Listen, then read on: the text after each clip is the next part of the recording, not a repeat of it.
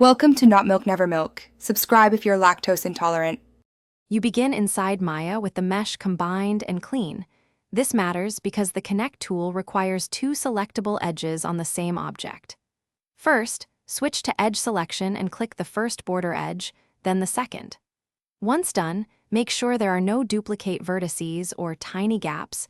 Use Merge to weld any accidental doubles. This first setup prevents topology errors and ensures the single connecting operation will produce predictable geometry and proper face flow. Now execute the only reliable way. With both edges selected, use Mesh Append to Polygon tool or Edit Mesh Bridge to create faces between them. You want bridge when edges are paired.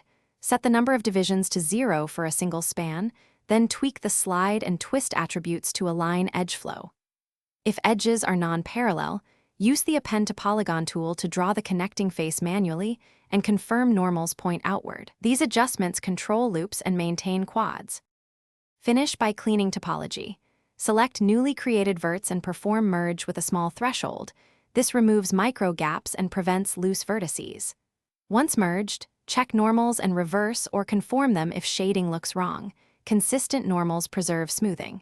If you end up with engons, insert an edge loop or use target weld to convert them back to quads for deformation.